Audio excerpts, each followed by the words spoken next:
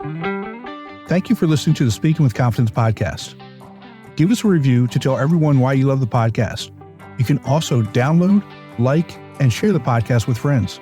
Be sure to visit formulaforpublicspeaking.com and sign up for the Formula for Public Speaking course. It is a step-by-step system to help you become the confident and powerful speaker you've always wanted to be.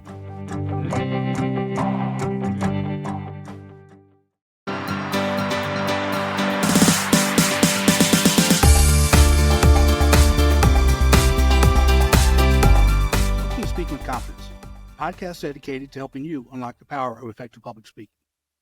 I'm Tim Newman, a recovering college professor turned communication coach, and I'm thrilled to guide you on a journey to becoming a powerful communicator. I want to thank each and every one of you for your support. It truly means the world to me. Please visit timnewmanspeaks.com to get your free ebook, Top 21 Challenges for Public Speakers and How to Overcome Them. Today's guest. I love all my guests, but today's guest is a very special guest. You've heard me speak of her before. It's my beautiful wife, Jennifer Newman. Jennifer, welcome. Thanks for having me. I joke that you started off at 4'7", you're down to about 4'2" or 4'3" now. That's why you can kind of short on the camera. But everybody, this is the first installment of a new segment that we plan on doing, where we talk to husbands, wives, boyfriends, girlfriends, significant others that actually work together or are entrepreneurs together running businesses, talk about the challenges that they have in communication, going from their work roles to their home life to parenting roles and so forth. You know, communication is hard enough as it is, but when you start to mix in all the different hats and different things that you have to navigate, it makes it even a little bit more difficult, wouldn't you say? Most definitely. That's an understatement. So let's tell everybody a little bit about you first before we even really get started. You're a retired educator. You taught 28 years in Baltimore County school system. Mm-hmm. You had various roles. You taught math, you taught social studies for a while, but you finished up as your career as a teacher trainer. So you traveled around the county helping new teachers become effective teachers. Correct. New teachers become effective teachers, and those teachers who were veteran teachers who were not meeting the standards, I had about 6 months to help them improve in order to keep their jobs. And so then you retired. Mm-hmm. Then you moved on to a different role with the Golfweek Amateur Tour, where you're still employed there, where you are responsible for all the training and development of all the tour directors across the country. Right. Tell us a little bit about that.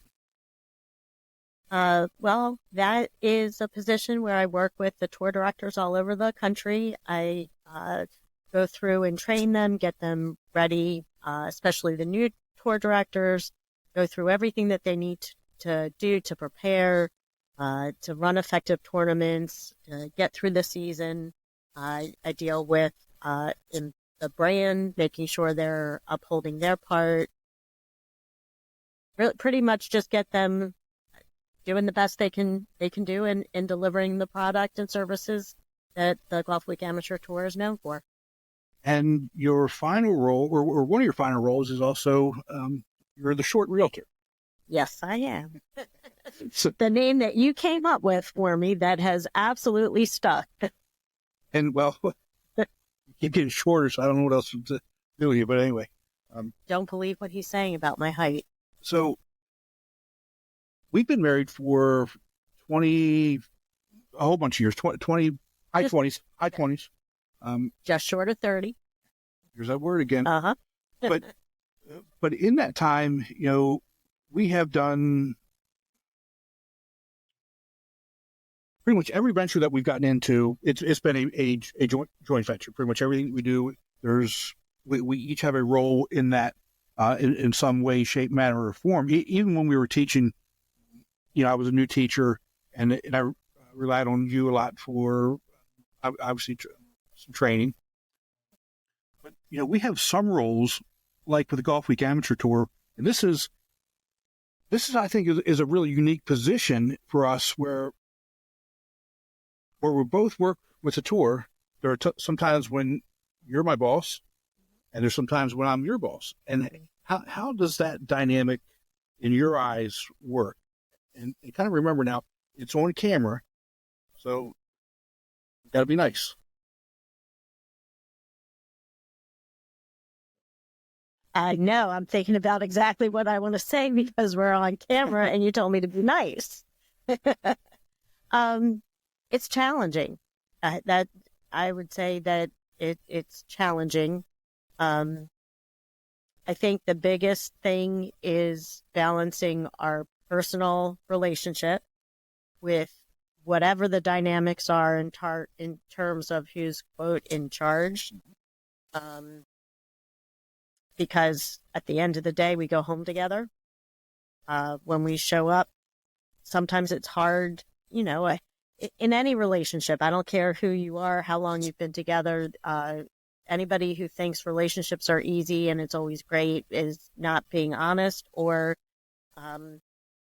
I don't know how to put it, because the reality is there's always ups and downs, even in the best relationships.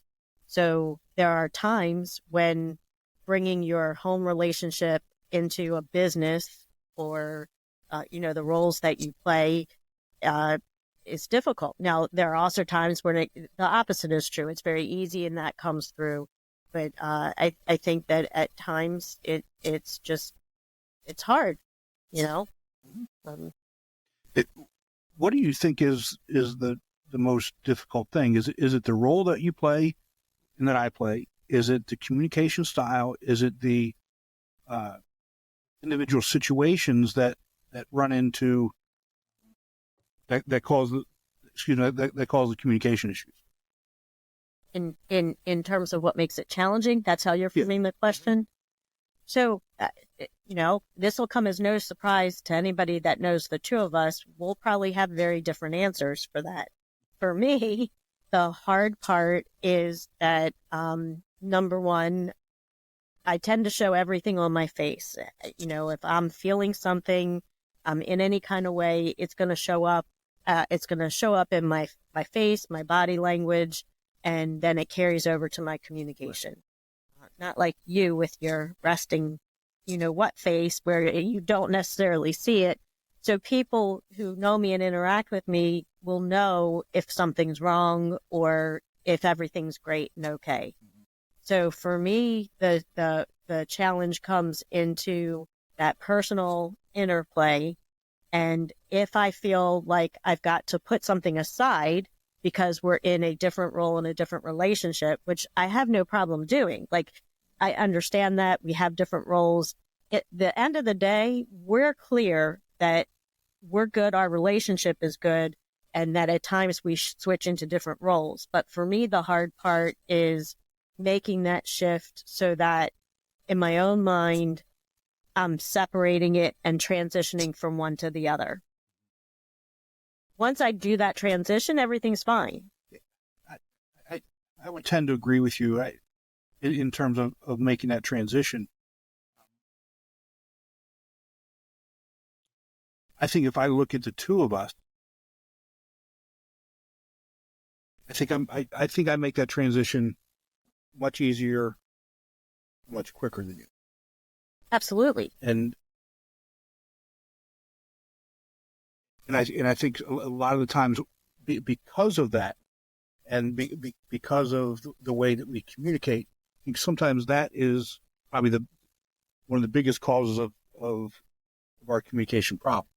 Yes, because Go ahead. Because this is a perfect example, because you're saying that and I'm ready to jump in and say something, which is one of the things that we have as a communication style and difference, because as soon as I'm ready to say something, the words are going to come out of my mouth and I have to stop myself. So you're absolutely right, because what happens is you make that switch, you're ready, and you're expecting me to be ready at that same time. And we're almost never ready at the same time. And so when I have to catch up, I'm going to frustrate you, because you're like, Jen, come on, let's go. And for me, I need that minute. I need to be able to step back.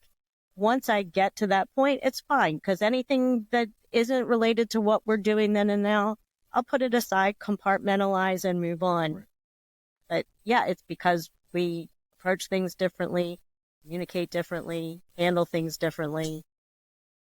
But in the end, it's all about, we have the same goal. We have the same, end in mind. We just get there in different ways. Yeah. Now, especially like when we're dealing with a tour, that's something that's very different from the other ventures that we're involved in, because when we're dealing with a tour, we're directly dealing with our members, Mm-hmm. and a lot of the times, we've got to make, especially on tournament days, we're moving fast. Yes. Things happen very, very quickly, and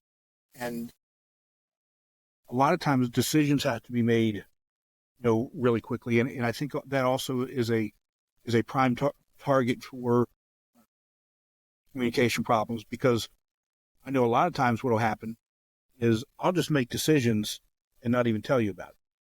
And then what ends up happening is, when it comes down to it, you may be responsible for a piece of it, and I've done something and I haven't communicated. And vice versa. But for that is generally on me. Those types of situations. Yes, you do it too, but I think that is, for me, one of the biggest issues.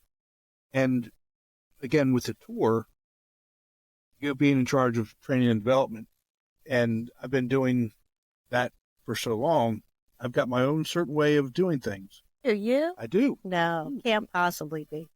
And that may not be the way that it's supposed to be done now. And I'm just hard charging, doing it my way. And that's why sometimes when, again, it goes back to that juggling and the back and forth, because there are times that, number one, it's an event that you're running. You're in charge. You're the boss of that event. And I'm there supporting you. I am always, though, a member of the national office responsible for certain things. So in the moments when I do something based on my role, and I kind of forget at times that it's your event, God help me when that happens. But when it does, and I go forward and I make a decision and I act on it, I think the biggest conflict comes in when then you come back and say, well, you're not in charge of this, but I'm still always responsible for the brand. And it gets difficult in those moments in our communication. And then in addition, how it gets communicated to everyone else. Right. And I think in that instance, the majority of those times that those are problems, I think we look at customer service in two different ways. We do. And the way I'll let you explain the way that you look at it in a second here. The way I look at it is, I'm going to take care of these people right now. I'll deal with whatever on the back end, but when I'm face to face with somebody, my responsibility is to make sure that they're taken care of, in the best way possible. Now, obviously, we're not going to break rules. Obviously, we're not going to, do things that are crazy, right? But I'll make decisions, in the moment, what I think is best to take care of one of our golfers, so that number one, they walk away happy, so that I know that they're going to come back and so forth. Right. And again, that may not always be the right way, but I'll take the whatever happens on the back end. Right. And it's similar. It's similar and different, because part of my job is to support all of my tour directors. And so there are times when I watch you do something and I think, no, please stop. That's not what you're supposed to be doing. And I have to take the step back and say, okay, but I'll support you. You're my director, and we'll handle behind the scenes what needs to be done, and you'll take whatever it is, that's fine. And then there are times that those players come to me and I have to say, yes, I understand. I will take care of it and we'll deal with it. So there are times that I'm doing the same thing from a slightly different perspective. Right. But in the end, it's okay because the people who we're serving, I think, and this goes back to the communication piece, it's always about listening to what somebody has to say, making sure that they feel valued, they are heard, and that you let them know that you'll take care of it. And, sometimes that means that we have to clean up messes that either one of us or both of us have made, but it's always about making sure that we are respecting, honoring, and serving our players, our members, our customers. And I think that's where the benefit comes in between our personal relationship, because we've got 30 years of experience together, knowing that in the end, it's always about that end product, and we will get worked out whatever needs to get worked out and be accountable, because we're headed in the same place. Right. Now,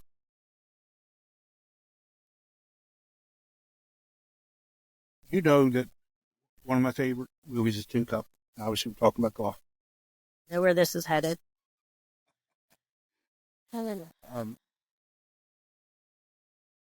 There's conflict,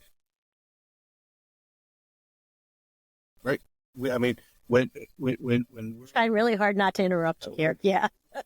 when we're in the midst of something, or something doesn't go right, or whatever happens, right? Because just so everybody knows, there's never, ever any event that goes 100% smooth sailing. But as long as the people attending the event don't know about it, it's okay, and we have to clean things up on the back end. I'm the person that is always looking. I mean, if something's, I notice everything. If something's not right, in an attempt to be perfect in this, that, and the other thing. And a lot of times when that happens, I'll say something to him. He turned into Romeo from Tin Cup. By the way, Romeo always quits. He always quits. Because you never listen. So think about this. When Romeo quits, it's because he has a job to do in keeping Kevin Costner on board, focused, getting to a certain point. And he knows what the right answer is, what the best way to approach it is. His job is to tell you that and to execute. And then what happens in Tin Cup is Kevin Costner says, basically, forget you, do what I want and do it now. And then Romeo does it, and it continues because he's hard-headed and stubborn until eventually it gets to the point where the train wreck is full-blown, and then Kevin Costner still isn't listening, so he quits. That's exactly what happens here. Is it? Is that what happens? Yes. But you always quit. You never listen. See what happens? Real simple. So what was your question? Well, I know. So close to 30 years. Let's take a step back now. Okay. Our kids are grown. Thank God. Got our grandkids now. Let's talk about our communication styles. I think they've if they haven't evolved over that amount of time, I think we're doing something. That's just life in itself. But how have you seen my communication style evolve? Let's just say in the last 10 to 15 years. I think that, all kidding aside, I think that you've gone from everything being completely black and white, no gray. Everything has to be a certain way, your way or the highway, however you look at it. I think that you've learned that there are a lot of gray areas and that there are lots of ways to approach things and do things, and that you've become more flexible, more responsive to other perspectives, and that what that's evolved into is, number one, you are a you are a better listener. You are you come from you always tend to come from, even though it doesn't seem like it in the moment, you tend to come from it's always a problem solving type of perspective. It's let me hear what it is. Definitely are a fixer. You want to fix things. You want things to be done in a certain way. But I think that you bring to the table nowadays a calmness, especially in times of crisis, that then you're looking, how can I make this a win-win? Now, there still are the times when you're very abrupt, or you're not as abrasive as you used to be. So I think you've just you've softened, and your delivery is better. You're not as so quick to be triggered to, go into instant, this has to be done and fixed. But you still have that no nonsense kind of way about yourself. How does that ring true? I think the majority of that is really pretty spot on. Yeah, there's always something you'll criticize and not criticize, but I think what really resonates is the idea that I'm a much better listener than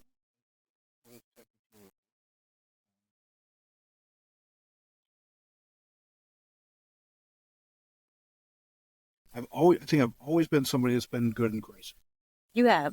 No matter what's going on, if there's a problem, I think I'm good at taking a step back, taking a deep breath, really analyzing the situation, and then making calm, cool decisions and being able to direct whatever has to happen.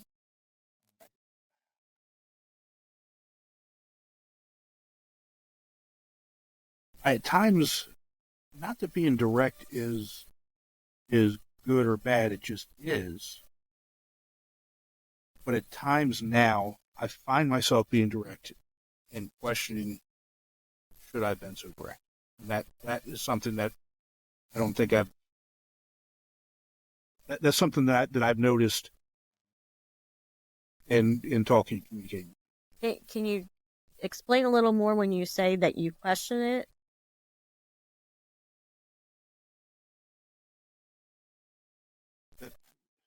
When I say a question is that maybe I was a little bit too harsh. And I go back and forth. Yeah, but sometimes being harsh is okay. Sometimes being that is really fine. And that's where, I'm really kind of, obviously, question myself and the style. Think about it like this. Obviously, our kids are older now. And they're adults, married. With their own kids? Their own kids. And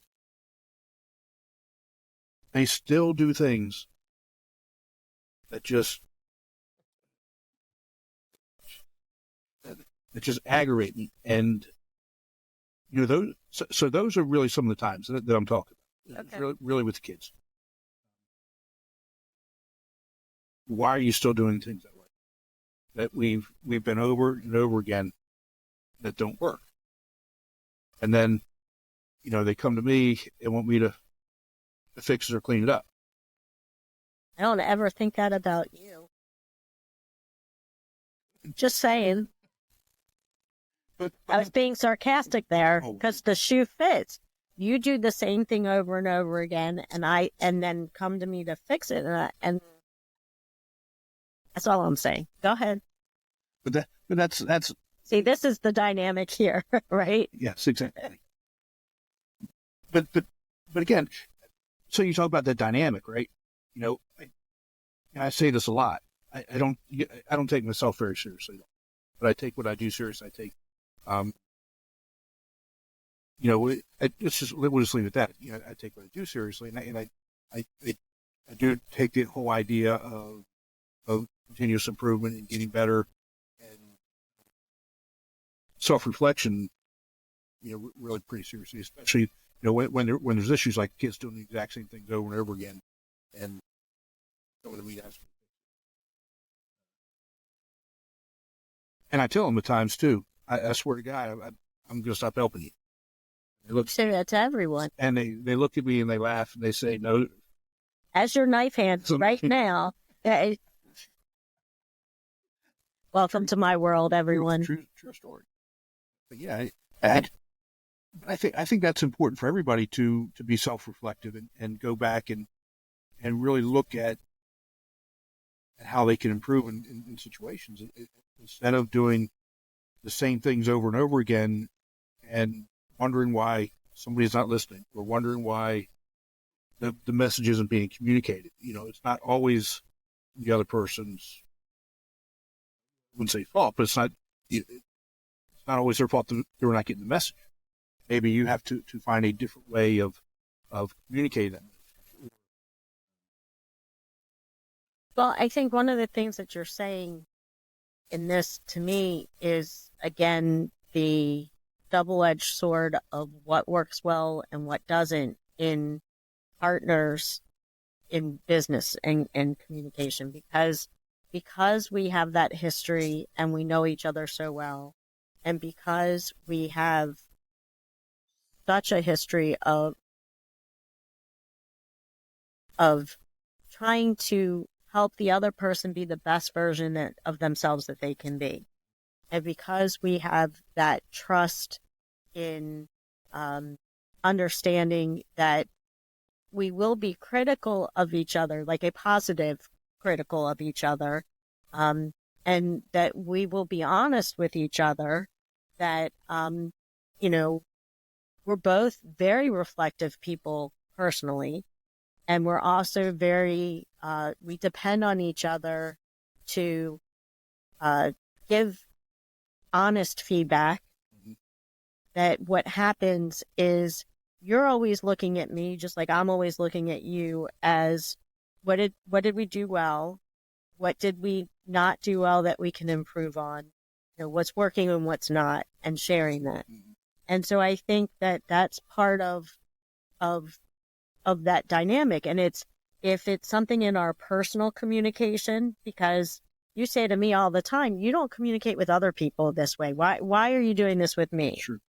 Because that's part of our dance. That's part of the ongoing thing. But so when it's something in our relationship and it plays out in our working relationship, and you say that, and I'm thinking, you're right. I wouldn't have handled it that way with somebody else. So how can I do it? And then when we take something in business and apply it to our personal. So I just think that it's that constant back and forth, and it's the close relationship that has, sometimes it's hard to work together, but the advantage of it is that we truly do, try to bring out the best and make it better. And I think that comes through in everything in the end when we apply it. I know it definitely comes through in the end. Whether we're getting it right or we're getting it wrong. Mm-hmm. Because let's be real honest, it's you're never always going to get it right, but you're never always going to get it wrong either. There's that, I wouldn't say the ebb and flow, but that continuum. And well, I think for us, and I don't know how many people who are watching and listening and hearing this, but for us, we're both such high achievers. We set the bar. We're perfectionists when it comes to what we do. So I think that, as we're saying this, I think it's a little skewed because we do a good job together. We are a good team. We balance each other out overall, especially in business and how we deal with people. So I think that we tend to see a lot of what we don't do well in areas when you say, we didn't do it right. But I think that so much of what we do very well. And then we are often very critical of ourselves as to what's wrong and always looking to improve. So I don't want it to come off, you keep saying challenges and what don't we do. I think that it's coming through again. We're always looking at how do you make it better. But I think we do a lot really well. I 100% agree with you. And this isn't going to come as a shock to you. And you may notice this, and it's going to be kind of a little bit of a story here, right? I don't know if everybody realizes this, but every episode that I do, doesn't matter if it's this podcast or the Golfweek Amateur podcast, there has never been one episode where I haven't mentioned family. Whether it's you, whether it's the girls, whether it's the grandkids, what have you. And I think it goes back to the things that we value. And, you know, when we got married and we really talked about how we wanted our life together to be, we prioritized each other. We prioritized the kids and making sure that we were taking care of the kids, but our goals in life and what we value is helping people. And making sure that whatever it is that we're doing is that we're moving the ball forward and helping people. And so I think, to get back to it, trying to make sure that we're better. Going back and looking at how could we have done better, or even though we may have helped whoever, right? It could be the golf tour, could have been our students, could have been your client, could have been the people in the Speaking with Confidence community, what have you. They may have felt really good and valued, and wow, they really helped out here. But our mission is, how can we have done that better? And I think that's one of the things that in terms of our communication, that is a true positive that has really enabled us to be better. If that makes sense. It does. It's and I think part of it, I think, is exactly what you said. It's that always applying it to something. So, like, listening to what you had to say just now in your answer and how it plays out, you did an episode on Speaking with Confidence. I don't remember the name. I can picture her. I can't think of her name. And was talking about the Myers-Briggs and introverts and... Oh, Stacey Chazen. Okay. And anyway, Stacey Chazen is phenomenal. That episode was really good. Talks about being introverts and go back and listen to that episode. Absolutely. And so for me, listening to it as somebody, when you talked about my teaching career, you left out the majority of it, which was in school to career and career technology education, and playing an integral part of helping high school students figure out what they wanted to be in life, and how you can, I spent literally 20 years working with helping individuals figure all that out. So listening to that episode, as somebody who was very familiar with the content, and she did such a phenomenal job of explaining it and how it applies. And as I listened to it, I thought, wow, I just learned a lot about my husband, because the two of you were talking about being an introvert and how you communicate in times of crisis, mm-hmm. and how you tend to sit back and think, and you don't say a whole lot. And then, especially in a point of crisis, then when you do speak, you've already formulated a plan, because that's just how you're wired. And so I think that what you were just saying in terms of we're always looking to help people. And I think that whether it's the Speaking with Confidence, whether it's the Golfweek Amateur Tour, whether you're talking about family, you're talking about golfers, your tour directors, it doesn't matter. There's always a piece of bringing out what they do that helps people and how you help people and how we help people. And I think that it comes through, and it is that reflective, introspective piece of how can we do it better that is what we use and apply.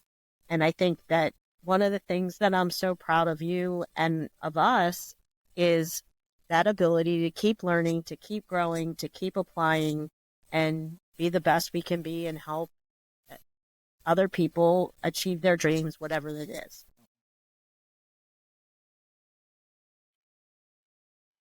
Yeah, I agree. I mean, it's funny when we're at golf tournaments. You know, we joke and I say that I don't really do anything. You do all the work, and on a certain level, that's 100% true. My job there is to Be the face that everybody face. loves Yeah, to talk to. yeah, this face, pretty much face. Um, and we joke, you're always right. It, you are pretty much almost always right in the things that you say. You know, especially from being able to take a step back and evaluate um, from that perspective. And you know, where I'm almost always right on other types of things, right? I mean, and it's good to have that. It's good to be able to have that balance in the way we approach things and the way our minds.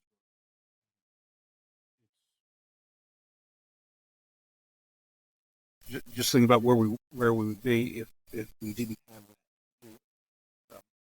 I don't think either one of us would be nearly as successful in the things we've done without having that yin and the yang, without having that other piece. Well, I think not only that, but I think, again, it goes back to why we're sitting here today with this, and that is that people who are in relationships together, who they I lost my train of thought there for a second. Surprise, surprise. But people who are in relationships together and have that history and that connection, and what that brings to the table when you are working together, entrepreneurial together, it's that teamwork, it's that comfortability, it's the how you balance each other, and that you're always there for each other. And I think that it just goes back to those patterns, whether it's a communication pattern, it's the dynamic of your relationship. It's that if you are in a positive relationship with somebody, whether it's personal, professional, or otherwise, you are doing things well together and it comes through. And I think that it's just all part of it. It's learning how to make the most of it and deal with the challenges and how you adapt and adjust and what you do. But it's always a partnership, and you know. Yeah. So from your perspective, obviously we've been at this, a long time, and we have multiple friends that are kind of in the same, I would say, dynamic where they husband, wife, significant other work together, in businesses together, what have you. And it seems to me that this is something that is way more common now than, let's just say, when we got married or were younger. I don't, or maybe we didn't necessarily notice it, but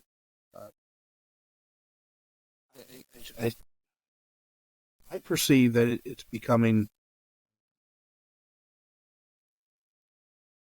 more common, more socially acceptable to have that, to have those partnerships and that. And I mean, truthfully, that. I don't know. I don't know if you may be right. I haven't thought about it from that perspective. I think that I look at it and I just think that I think we find out more. I think we're more aware of people who are doing it because we're so open and we joke around about it. I think that's part of it. I think that we're comfortable with it. We joke around, we mention it, and so then other people mention it. I don't know if it's more common or if it's the same. You know, it's kind of like when you're driving down the road and you see your same car and all of a sudden, like, you notice it more because it's your car. So I don't know. I have no basis to do that other than, I think that you also tend to see a lot of, see people who are like you. Right. So I think that it comes from, being around people who are team players and finding out who their team is. Yeah. But you could be right too. I've never thought about it. So, what's a piece of advice that you would give to a couple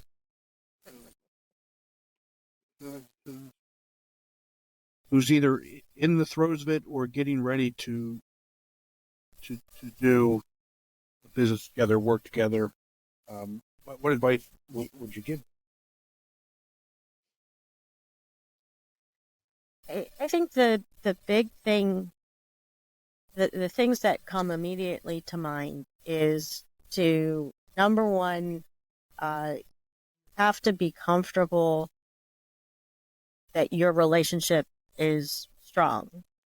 Not perfect, but strong. So you've got the relationship that you can, get in the throes of it and have an argument and know that everything's going to work out, or that you can come back to that and work it out later and still be able to do other things. And that you have that ability to communicate and the commitment to work through it. I think that's one thing. I think that you have to also have the confidence in yourself individually to know that we're partners, we're working together. You might be in charge, I might be in charge, it doesn't matter, but who we are as individuals, our personalities, all of those things, like, we're comfortable in our own skin, so that we can do this individually and together without losing your identity and how you do things. And I think that it also is important that you have you have to be willing to give yourself some grace and your partner some grace and also some space, so that, I don't know how many times we're in the midst of something and I just say, you got to give me a couple minutes. Maybe I just walk away and come back and then we can talk about it or deal with it. So I think you have to have, both some ground rules in how you're going to approach things and the flexibility to roll with things and figure it out later and be able to lack of a better word, compartmentalize or, focus on certain things at certain times. So, it's kind of a big package, but those are the things that I'd say. What about you? You stole one of my answers, but I would, Because we're here. I would completely agree. First would be, remember what's most important. Always remember what's most important, and that's your relationship. And two is delineate your roles. Know what your role is. Because if you know what your role is, and you know what everybody's role is, and you stay in your lane and you do your role, obviously you can step outside and help people. But you're not meddling. You're not micromanaging. You're letting your partner. You're letting your partner be your partner, and letting them take care of the things that they would take care of the way that they would take care of. The way we approach work product, the way we approach communication is different because we're people. You can't control that. You've got to let them be them. You do you, let them be them. As long as the things are getting done that need to get done at the high level that the expectation is that well, I've already cut and dress. That's all you can really ask for. And, then we can actually deal with some of the communication issues, right? Right. Because they're always going to happen. It doesn't matter. They're always going to happen.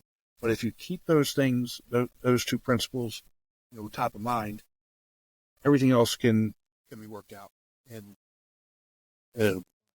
I think just to bring that full circle, as I'm listening to you say that, it illustrates, again, I think one of the advantages or positives about people in relationships working and communicating in multiple projects, because you and I approach things so differently. And I think listening to what you're saying only reinforces to me that, you're approaching it from a different way than I am. The end result is the same. And it's that ability, like, you're really good at remembering to keep us on task. Because I'm going to go off and I'm going to take forever talking to somebody who I haven't seen, because it's the relationship. It's that personal piece. And so it's important for you to bring me back in, sometimes reel me in, saying, checking somebody in at a golf tournament and I'm talking about 5 other things. You're like, Jen, you got to focus on this. But at the same time, if you were trying to check them in, you're going to miss all the details, so it's that, again, being able to know what the big picture goals are, what your individual strengths and weaknesses are, being able to put them into play, hold each other accountable, and let the person be the person. And just it's that level of support that gets built in when you're in a relationship with somebody that you're partnering with in business. Lonnie, thank you so much. I'm looking forward to this series. We're going to have the next installment of this series, and here on out, we'll have couples, and it'll be 4 of us. You're having a conversation about these types of things, and hopefully that we can learn from them, they can learn from us, and our community can learn from that as well. Because again, some of you have heard me say this. One of the beauties of being a podcast host is talking to people from all over the world. I love that. And it doesn't matter where we are in the world, where you're at, we're all dealing with the same issue. People are people. All dealing with the same issue, same exact things. How we approach them and how we deal with them, all the same. And I think we can learn a lot from people all over the world. And I'm actually hoping that we're going to have couples from all over the world that that one lined up already. Yeah. Well, and I have to say, this is way more fun, relaxing. I was all worked up about this. So it was much easier to do than I expected. And I think that it is. It's neat. It's fun to share in something. This experience just reinforces some things, learn about other things. I think it's great, and hopefully everyone will get something and give us feedback. And we're open. Tell us what. Tell us what you want to hear. Tell us what you want us to talk about. What is it that you want to learn? What value can we bring? And obviously, we'll do what we want. But again, Heidi, thank you so much. I do really enjoy this. Look forward to having you on again. That was good. Make sure to visit speakingwithconfidencepodcast.com to get your free ebook, Top 21 Challenges for Public Speakers and How to Overcome Them. You can also register for the Formula for Public Speaking course and book a meeting with me. Always remember, your voice has the power to change you. Talk to you next time. Take care.